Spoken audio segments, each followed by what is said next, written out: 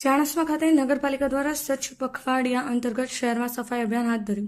પ્રધાનમંત્રી નરેન્દ્ર મોદીના મિશન સ્વચ્છ ભારત અભિયાન અંતર્ગત સ્વચ્છતા પખવાડિયા અંતર્ગત ચાણસ્મા ખાતે નગરપાલિકા દ્વારા શહેરના વિવિધ વિસ્તારોમાં ટ્રેક્ટર મારફતે સફાઈ કામદારો દ્વારા સફાઈ અભિયાન હાથ ધરવામાં આવ્યું, જ્યાં નગરપાલિકા સ્ટાફ, એસટી ડેપો સ્ટાફ સહિત નગરપાલિકાના પૂર્વ પ્રમુખ હાજર રહ્યા. તેમજ તમામ કર્મચારીઓ દ્વારા સફાઈ અભિયાન અંતર્ગત શપથ લેવામાં આવ્યા.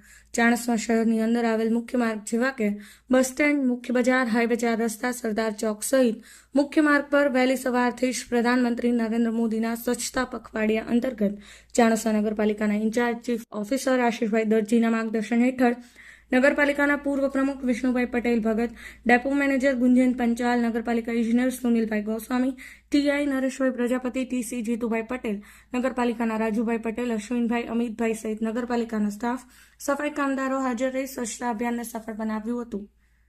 Lakhan Joshi, NV9 news, Patan.